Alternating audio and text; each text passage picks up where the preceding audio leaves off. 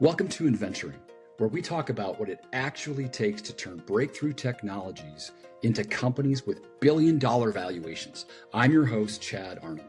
In each episode, I sit down with the innovation leaders, the investors, the operators, the experts who are building these companies in real time. We're talking capital strategies, partnership structures, operational realities, and the hard decisions that determine which technologies make it and why most don't. This is Innventuring, the science of company creation. Hey, everyone. Welcome to Innventuring, our very first podcast series and very first episode. I'm Chad, and I have here with me Dr. John Scott, the founder. What better way to start our series than with the founder of Innventure? John, thanks for joining us. Thanks for joining me. Appreciate it. Well, I'm more than happy to join you, Chad. I'm looking forward to it. All right. So I thought we'd kick things off, John, with maybe let's have a little bit of a quiz for our listeners, and they can decide which of these three statements is true about you by way of getting to know you a little bit better, right? So let's start with the first statement. John is an active rugby player. All right, that's letter A. John is a rugby player. All right, or is it B? John has a beer named after him. Maybe it's B. Maybe he's got a beer named after him. All right. And then C, John is an actual rocket scientist. All right. So I want everybody to lock in your answers in your head. And then I'm going to give John a chance here to tell us which of those is true. Okay. So you got your answer. John, walk us through which one of those is true. Well, the actual answer is D, all of the above. All right. That's crazy. I love it. So you play rugby. Yep. For 50 years. For 50 years, you've been playing rugby. All right. You've got a beer named after you. Now, that's an interesting one. Tell us about that. Well, I'm sort of, I have a local pub here in town that is, that I'm quite a frequent customer of. And I complained enough about the kind of beer I wanted, which was English ale, that they finally went out to a local brewery and had one brewed for me. And it's called Dr. John's Pale English Ale. I love it. I love it. And then you are an actual rocket scientist, right? Yes. There's a longer story to that, but the simple answer is yes. I've done a lot of work with rockets back in the days when I consulted for our government and with the military and various intelligence agencies. But I didn't start in rockets. I started I have a dual PhD in physics and high energy astrophysics, and was a professional astrophysicist for more than a decade. And at the end of that time, when asked to consult for our government and 6 other governments, I did do some work on rockets at that time. So, John, how does a physicist end up starting Innventure? Walk me through that. Well, it really came about because of the consulting work that I was doing for these national governments. They had me consulting with their technology communities. And so that I met entrepreneurs all around the world, and I learned something that changed my life, which was the entrepreneurs doing what they do were having a whole lot more fun with their lives than I was having in my little professor cubicle. So to everyone's consternation, I simply walked away from a tenured job as a professor and decided to become an entrepreneur. In fact, a serial entrepreneur. But being a physicist, an astrophysicist, both, you think in a sort of a systematic approach. So I said, well, if I want to keep building companies, being a serial entrepreneur, then I need a systematic approach that will have a high success rate and will be sustainable over the long run. So I love that. So you being a physicist, as a scientist, you said there needs to be a systematic approach to this. It can't just be willy-nilly. There's got to be a repeatable approach that you can do time and again. Is that right? Yes, that's exactly right. That's how scientists do things. And it's just built into you. I don't know whether you become a scientist because you're systematic or you become systematic because you're a scientist, Sure. One way or the other, they're inextricably linked. Yeah. So let me dive into that a bit. So yeah, you left, sort of the lab and decided to become this serial entrepreneur. But what what was the compelling reason? What problem did you feel needed to be solved that you had to start a company for?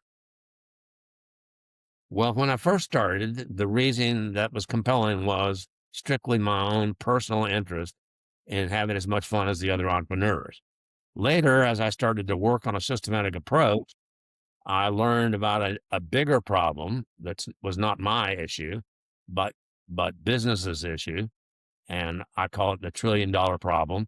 And so I set out to solve that problem, um, and that's the first step on the path to the systematic approach, which eventually became Innventure. Okay, so let's talk about that. There's $1 trillion problem. Unpack that for me. What's that $1 trillion problem?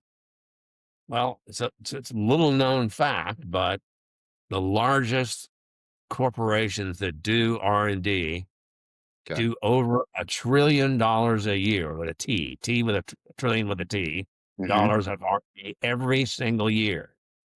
But the sad thing is that only by our estimation, about 6% of that ever becomes revenue generating products for those big companies that do all that, spend all that money on research. What What's fascinating to me about that, John, is these technologies aren't loser technologies. These are technologies that they've done the research with their marketing, research. Their teams of thousands of marketers out there understanding the problem, the significant market need, and these solutions are actually set out to solve those problems. Why are they trapped? Why have they not commercialized those? Well, there's several reasons, but I'm going to agree with the first thing he said about the market need, which is the most important. More important than the technology is the fact that these large companies that we're talking about, Fortune 100 type companies or their international equivalents, they have huge marketing teams and sales teams talking to the customers in the market every single day, gathering more information than a lone entrepreneur could ever gather in 50 lifetimes. And so Yeah, they know what the market needs, what the market wants, what the market will pay for. yeah. And so in theory, their R&D is set up to match what these future needs that they discover are. But in reality, well, I'll tell you a story. I was sitting with a household name CEO who I'm not going to name, but you would know immediately the name, for a couple hours talking this whole approach over. And I asked him, this is where I first learned about the 6%. I asked him how much money he spent on R&D every year, and he told me $2 billion. And I said, well, what fraction of that, I don't know what caused me to ask this, but I did. What John, fraction you of that said becomes, two. You said 2 billion with a B, right? that was that was one of the single companies. Yeah, 2 billion. Okay. And he said 2 billion. And I said, well, what fraction of that turns into product for you? And he said, Yeah, well, guess. So I didn't want to insult him. So I guessed, 50%. He said lower. So I said 40% lower. So I said 20%. He said lower. I said, I give up. Tell me. And he said 6%. And I said, why in God's name do you spend $2 billion a year and only 6% of that turns into products for you? And his answer, I think, was very insightful. And it meant a lot to me being a scientist. He said, look, technical guys research what they're interested in. You can't make them do what you want them to do. They do yeah. what they want to do. And in order to get the 6%, you got to let them do what they are interested in. And only that way and only that way do we get the 6% at all. So Okay. that was a huge opportunity from our perspective because they had a giant need. They had $940 billion a year of technologies that weren't turning into product. And but yet they had those excellent technologies developed sitting on the shelf gathering dust. So that seemed like an opportunity for me to do two things. One, to help them solve their unmet future needs. Okay. That's the most important thing. In our model, needs lead. And two, when you understand the need and all of its economics, then you can go looking for the technology, but you've got this gigantic pool of technology sitting around. So the chances Yeah. are high that you can find an already developed technology that will meet the need that they've articulated through their marketing teams. And the combination of things, knowing the market need and finding a technology solution, which they in fact have developed, those things are the keys to making our systematic approach have low risk and therefore be repeatable. In fact, our whole systematic approach is made. Um, well, we call ourselves an industrial growth conglomerate. Yeah. We're going to get Um, into that. We're going to get into that in a second. I want to ask you a question, though. So sure. I would say Innventure is not a traditional venture capital model. Why don't VCs just license these technologies and run with them? Well, they often have tried to, Okay. and the thing that I most commonly hear from the people in the C suites with the large corporations that we partner with is venture capitalists just bring capital. They don't bring management of the companies. And we do, and I'll come back to that in a minute. And also, the venture capital model is a model of portfolio risk management. So it's Hmm. managing the risk for the cash that's invested, not for the individual companies that they invest in. And our model is built around managing the risk on every individual company and reducing that risk through these partnerships with the large corporations. Yeah. Okay. So you've got this $940 billion problem, right? Where technologies are validated, the market needs there, but the Right. commercialization hasn't happened yet. That's where Innventure comes in, and we don't approach it. Innventure doesn't approach it the way that VCs do. So why is the Innventure model different? Walk me through this create and operate piece of Innventure that is so unique. Right. Well, I'll say one more thing. The reason Sure. they want someone else that will operate the the company that's founded to meet the market need is that often, even though they may have the market need defined, they may have the well developed technology with, by the way, excellent IP protection. Um, but it may not be in their mandate to do that thing.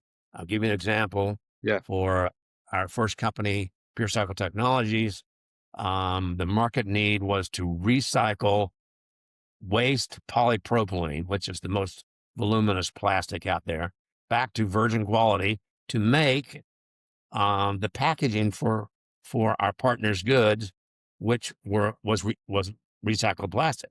So that was the need. There was a lot of data about what the market would pay for that, how much Mhm. value that would get for them if they had the solution, and it turns out they did have the solution, Mm. but it was not in their corporate mandate from their board to be a recycler. So what they needed was an outside partner that could put those two things together, build a company that commercialized that combination of need and technology, and then managed it and scaled it to a size that was big enough to make a significant difference for them. Okay. Okay. I like that. So let's go back a little bit ago. You said, you're a physicist, you approach it from a very systematic way. How does that show up in how Innventure analyzes these opportunities? Walk us through that. First of all, what is an opportunity to you? And then how do you go about analyzing that? And you kind of touched on it a little bit, but let's talk a little bit more about that. I did, yeah. For us, and this is not the way most entrepreneurs approach things, it's the way we approach it. For us, an opportunity is first defined by a need that a large potential customer has discovered, and we know that they need it. We know that it will increase their revenues or their market cap or their brand equity. So it starts with the need, needs lead. Okay. Then we find from this gigantic pool of developed technologies, we find an already developed technology, and we put them together and we found a company. Then we fund the company, we scale the company, we manage the company, and all with the knowledge that once we have commercialized the product successfully, our partner, the large company, will want that product, and in fact will sign up to be an early adopter, either for themselves or for their customers in their channel. And so we start off with an opportunity knowing that there's going to be a buyer at the other end. And That's we great. also have we get tremendous, and so that's a big risk reduction, because that crossing the chasm from prototype to selling large quantities of product is a big risk, the market adoption risk. But we also are simultaneously solving a couple of problems by using technologies that they already have on the shelf, because A, they're already developed, B, and these big companies are very good at writing uh, intellectual property fences around their technology, so they're well protected. And C, that they typically spend several years and $30 or $40 million developing this technology, and we don't have to spend either the time or the dollars. So that greatly reduces our technology risk. We know it, or we already know it works because they've demonstrated it to us, and we don't have to take the time to develop it or to spend the money. So Yeah, I all love that. those things put together are multiple areas of risk reduction, and that's what makes our model be repeatable. Is this very low risk approach, or the risk reduced approach, I should say. And using this approach, and this model I conceived of back in 1993, and we've had a couple of other platforms before Innventure. Innventure is sort of the improved version of those other platforms, with Yeah. lessons learned from the mistakes that we made. And and we feel like we've got the model honed. And a key element of the model is what you said earlier, which is how we select which of these opportunities, combination of need and technology, which of those to pursue. And Yeah. really, that's the big picture risk reduction is knowing what, no, we like to say we cheat, we know the answer in advance. We Yeah. know Yeah. what problems to solve, and how much money it'll make for our partners, therefore what we can sell it for, therefore what we have to produce it for, and therefore we can build an entire business model that goes to that issue. Yeah. I want to go back to, I've had the luxury of sitting with you and having some of these things explained. You've even written articles about some of these things. I want to talk about some of your lessons learned. You just mentioned that, some of those hard lessons learned.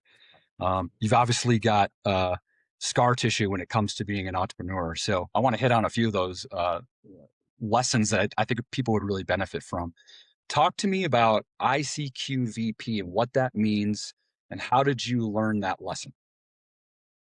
Well, we learned it the old-fashioned way, by doing wrong thing and then saying, "Oh, that was wrong. But here's how we got to adjust it." Yeah. Um, Yeah. ICQVP, which is complicated sounding, stands for instantaneous, compelling, quantitative value proposition. And what does all, let's unpack that. What does it all mean? Yeah. What is the value proposition for our partner? We build every company that we build in partnership. We have two companies we built in partnership with Procter and Gamble, one with Nokia and one with Dow Chemical, and we probably got another dozen companies looking to partner with us to build things with them also, because all of these guys have needs, and all of them have technologies. In many cases, the combination which we can do, they can't do because it's not in their corporate mandate. So they need someone who is a developer of their technologies and needs, and that's what we are, and that's why, and we call ourselves a industrial growth conglomerate. And Yep. by all that risk reduction we talked about, our aim is to end up with early stage growth multiples, because you can grow a lot. We're going to get Many, into that. We're going to get into that. We're going to get into that.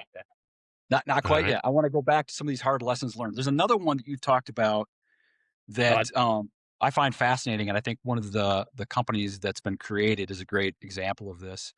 Aeroflex, if you want to talk about this, but you've written an article about adaptive strategic positioning, and I think something that I believe really separates Innventure from anybody else out there trying to do what we do.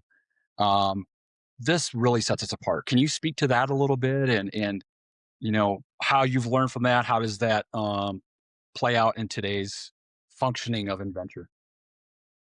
Yeah. Well, adaptive strategic.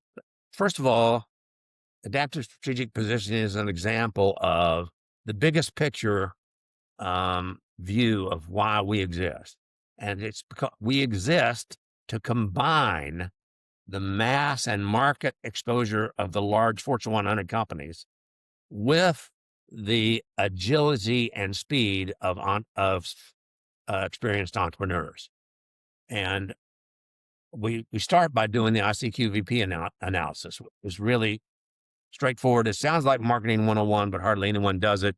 And Yeah, that is that, but we have techno-economic analysts on our team, a number of them, yeah, that analyze the unmet need and ask the question, if we solve your need, how much new revenue or profit or reduced costs will that generate for you, Procter & Gamble or Nokia or Dow or the others that are coming?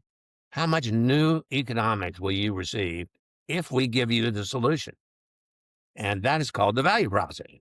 That's what value it has for them. But unlike many other types of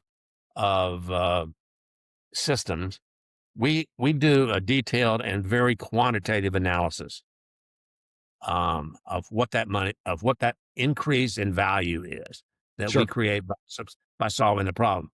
And so we have it quantified. And so then we ask ourselves the question, well, what you got to make some money, Mr. Procter & Gamble, Mr. Nokia, Mr. Dow, from doing this. Otherwise, why would you give us access? But we have to make money by selling that product to you so that you can make the money as you sell it on into your channel. And there's a ratio there of how much they need to make compared to how much we will make on each one of these items. Let's say a recycled plastic packaging. And there's a ratio, which I'm not going to share the number with you. It's our most important trade secret, but there's a ratio that we know will make them say, yes, I want that extra money, because it's always new money that you're creating for them. It's found money. It doesn't cost them anything because we fund the development of the commercial product. And yet they have to feel that they're making enough over and above what they're making today in order to move forward with a partnership and become signed up as an early adopter. It's that Yeah, ratio of what they make to what we make. That is the ICQVP number. yeah. I love that. I want to really dial in here for a second on, and we were starting to get at it. And I want to complete that thought about this ability to be agile enough where others can't be when you're about to commercialize something, you're in the process of commercializing something, and something changes, and you got to change, or just by the very nature of bringing something into the market, you're just going to disrupt the market anyway because you're bringing something disruptive in. How do you adapt to that? I mentioned Aeroflex. There had to be a pivot there, right? When Aeroflex was just about to kind of get going, something happened, right? Where some of the policies changed on Yeah. recyclability, and we had to shift gears, right? Well, you've mentioned a really key point, which is that we focus on technologies and needs which are market changing, disruptive. Some people use the term disruptive. And because if it's not disruptive and doesn't change the market, then it won't be a strategic need for them. Might be a That's right. need for one product, but that's That's not right. what we're after. We're after strategic value that we bring to them. So it has to be a market changing, game changing technology in order to be A, big enough, and B, to move the needle for them. And that's why that So $1 billion sort of threshold exists, right? Because it's got to be at least that yes, big at a minimum to move that needle for them, right? yes, that is one of the criteria that we've learned from experience with these guys, which Okay. is that the company that we found, fund, and operate has to be able to get to $1 billion market cap, or it just won't be big enough to catch their attention. Yeah. Yeah. And so we do have that. Now, Good. by definition, when you're building a technology solution, you're not building the technology, you're building a solution, combination of need and scaled up technology. Yep. Uh, and it's market changing or disruptive. By definition, it's going to change the market. So Mhm. whatever you think your strategic plan for this company is at the beginning, it won't be at the end. Because as soon as you introduce your product, it changes the market in some other direction, and you have got to adapt immediately to new data from the market based on what you've introduced, changing the market. So there's always going to be change in your model, and that change is a result of the fact that you have a market-changing technology solution. And so it always changes the market. So you have to be able to adapt. And so that's where the agility and the speed of the entrepreneur comes in. But the power of the market access of a large company still comes in because they're able to tell you, oh, the market's reacting this way to your Mhm. changing technology. So you Mhm. need to adapt a little bit in this direction or that direction. One example is our second company, Aeroflex, which builds a new category of liquid packaging, which utilizes up to 85% less plastic than a normal package, which is a huge advantage in terms of energy and use of petrochemicals and et cetera. But we found out after we first started introducing it that the market, now having seen how much we could save, wanted it to be more circular, meaning they wanted that package itself to be recycled. And so we had to go back and rejigger the technology so that not only did it save 85% of the plastic, but what was left was completely recyclable in itself, leading to circularity. I love it. I love that example. It's a great example of our agility and our ability to change as needed. And I think that's a really unique trait to Innventure. I want to talk about one more lesson learned, and then we're going to switch gears and talk about that industrial growth conglomerate we've kind of alluded to. I want to talk Sure. about the founders deadly embrace. You've mentioned that to me before, and I find that's a pretty interesting concept. And I also want to ask you, how does Innventure avoid falling into that trap? So talk to us about what it is and how Innventure avoids that trap. Well, the founder's deadly embrace revolves around the inventor of the technology wanting his technology to be used for application X, even though the market doesn't want it for X, it wants it for Y. But you can't, it's very hard to tell a professor, say an inventor, or a guy at a national lab who's an inventor, who really don't have any interaction with the commercial markets at all. They want it to be what they think it should be. But but the market wants it to be what the market needs.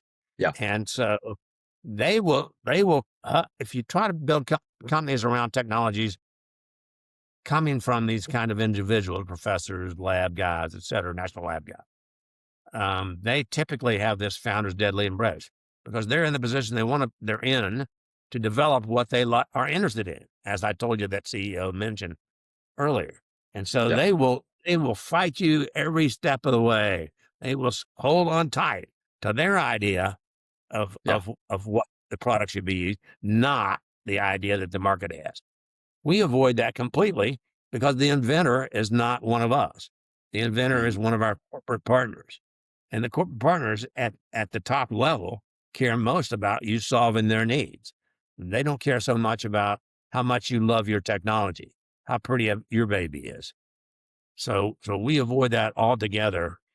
We don't have the founder's deadly embrace, but we learned the hard way in the early days, back in the early 90s, that founders will just squeeze their thing. They'll just embrace it till it dies. Till they And choke it. so Yeah. till they choke it, exactly. Yeah. Yeah. Squeeze the life out of it. Yeah. That's really good. I love that. And all of these lessons learned have, as you said earlier, really honed Inventure's model. And we've gone out of our way to not label ourselves as venture capital or as an incubator. Um, Very specifically, we've labeled ourselves as an industrial growth conglomerate. I want to Correct. talk about that. And we don't have to go into great detail on all three of those, but I want to just talk about each of those components and unpack why we've chosen to focus on those three words as our label. Okay. So let's first talk about industrial, what it means to you, why Inventure focuses on that, and why is that an advantage? Well, we're there's a couple of reasons. First of all, we're always focused in every case on, let me turn my ringer off. It's distracting me here. We're always focused on solving a need that a large corporation has. And these large corporations have products and they need industrial solutions to solve their needs. Like they need packaging that's recycled, or they need cooling for data center chips, or they need recycled plastics that can be turned into petrochemical um, cursors. All those things are the things they need to advance their business. Their business is industrial, so the needs that they have are industrial. So, first reason is they satisfy the need. Needs lead. We always try to say that and continue to say it, no matter how many times it may irritate you to say it. Needs lead. So, Yeah, because they're industrial companies, they have industrial needs. So that's the first reason. The second reason is it plays into a huge trend, mega trend in the US, which is the reindustrialization of the United States. that's And right. I was so we hoping you were think, going to bring that up. That's great. Let's talk about that. well, as you know, in recent years, um, the last decade or so, it's been learned that there's a lot of problems that we have, which we don't have the internal to the U.S. solutions for that are held by someone else. Let's just say China, and they control your access to those solutions, and they may be solutions that are big commercially, but they may also involve national security and national economic security. So you always want to have an industrial base that can be a supply chain to service your product needs.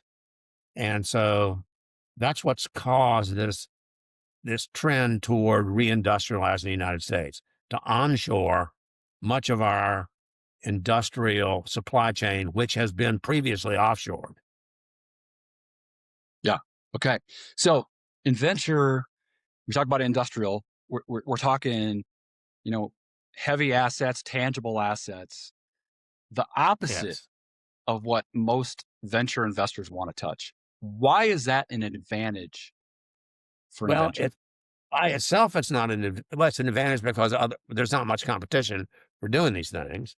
Yeah. But our model addresses that in that, remember, as I described, when we convince our partners, Procter and Gamble or Mhm. Dow or Nokia, that we have a solution and that it makes them money to have access to that solution, then and that's new money, found money for them. Yeah. Then they say yes. And when they say yes, they say, great, if you want it, we want you to sign up right now to be an early customer, you or someone in your channel. And when they do that, then that makes the actual building of manufacturing plants a lot, even though they're large dollars, you can get debt to solve that problem and don't have to dilute yourself down to nothing to Yeah. build these It's good. large operations. Talk about industrial, and you've kind of touched on growth. When I talk to you about growth, you always say strategic new growth, new dollars. Do you want to talk any more about that, or do you feel like you've talked enough about the growth aspect? Well, I'll just say this about the growth, because I didn't really talk about it much, which is that most conglomerates, that's the last word in our, they add new assets on a regular basis by buying them. So they may buy something at half a billion and make it worth $1 billion. Yeah. But we don't buy things. We start them from scratch, from Create zero. them. So That's right. our equity in these companies are at zero pre-money valuation. So whatever we grow them to, and we always grow them, we try to always grow them to $1 billion, at least, if more. Pure Cycle Technologies is at $2 billion right now, and continuing to grow. Then you've got a huge multiple on the money that you invested. So it's that early stage growth multiple that comes out of founding companies rather than buying them. Yeah. But the downside is early stage companies are normally considered to be very high risk. But we have this systematic approach, which I've already described, which greatly reduces all of the elements of early stage risk. And that leads to lower risk means higher success rate. And since 93, over the various platforms we built, we've had about a 75% plus success rate, where success is either a profitable IPO or a profitable M&A. Now, that you can compare that to Impressive. sort of a 15 or 20% success rate for your average venture capital company. Yeah. Love it. All right. You've touched on this too. Let's talk about that last word, conglomerate, right? So some people, that's a kind of an old, clunky word. People are, why would you use conglomerate? Talk about that a little bit. Well, the word conglomerate adds to the growth, because as we add each company and we maintain control of the company, which is one of the hard lessons learned, Yeah. then we Innventure, these are our subsidiaries that we add as we build them. If you can maintain control of it, then you get to roll their revenue and profits up into Innventure's revenue and profits. That's the way conglomerates work in the accounting sense. So every year we build a new early stage company, and early stage companies tend to have, successful ones have very high growth rates. So you got a growth rate, but then you add a new one every year, 18 months, and another one, and another one, and another one. And the old ones keep growing. So you have a compound growth by being a conglomerate.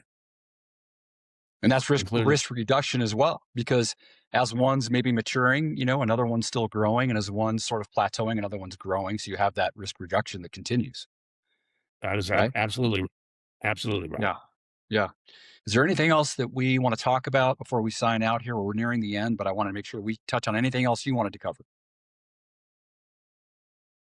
I can't really think of anything off the top of my head, but if you have any other questions, I'll be happy to answer them for you. I guess Well, we should probably name the companies that we have. sure. We You have, want to talk briefly about each company, and we can I'll do talk that? very briefly, and then you can uh, just interrupt me and tell me if I'm talking too much.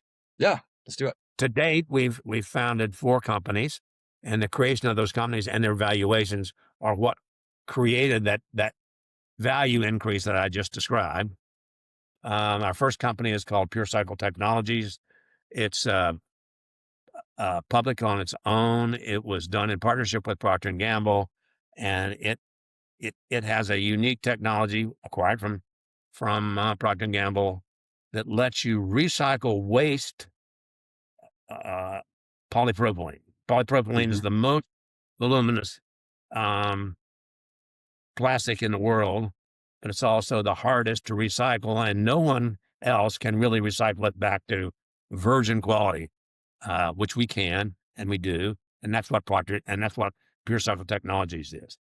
The second company we already talked a bit about, Aeroflex, which also was done in partnership with Procter and Gamble. It has a unique technology that's a new kind of liquid packaging that uses up to 85% less plastic, and in the end, what's in there is still recyclable. So it's highly circular. Also, our third company we're very excited about. It's going through its real commercial inflection point right at the moment. It is Excelsius, which we did in partnership with Nokia, and it builds a very unique technology for cooling chips in data centers. As you probably know, getting rid of the heat, not just from today's chip, but for chips that are coming 2 or 3 generations down the road, it's a very big problem. And it not only is it a problem to get rid of that heat, but 40% of their OpEx, of their operating costs, are the energy used for cooling. And we reduce that by 90% with our cooling technology, and we can take away a lot more heat and solve the problem of so much heat in data centers. And that's a very exciting company. And our fourth company, which is quite new, but it's still doing very well, Refinity, has been built in collaboration with Dow Chemical, and I alluded to it earlier. It has a very efficient technology for converting not polypropylene, but other kinds of plastic, mixed waste, plastic that's waste, into chemical precursors that large petrochemical companies like Dow and others use to build the chemicals for your everyday life. Except that they don't come from oil out of the ground. They now come from waste that people are putting into the ground. And so it's a very circular model. And that actually leads to one other thing I should say, if I have 30 more seconds here, which is that we didn't start out to build green companies or circular companies, or whatever term you want to use. Yeah. Environmentally sensitive companies. We started out to solve commercial problems. Well, it turns out that basically every large corporation that you can talk to has promised their shareholders that they're going to get greener by some amount. So they always have needs, and they're always desperate to meet these needs because they put some pretty aggressive goals out there that they want to keep their shareholders happy. So they always have lots of needs. So by using this model of needs lead, we end up building things that are green or circular or have environmental positivity to them. And it's not that we started out, it's that we end up that way. Yeah. No, that's good. That's a good explanation. I was going to ask that. It sounds like to the outsider looking in, oh, you only focus, on sustainable technologies. No, it's by virtue of we go to the areas where there's the most opportunity. And I That's think, right. a good way. Yeah. They have the most intense needs, and Yeah. they turn out to be, in many cases, the intense needs.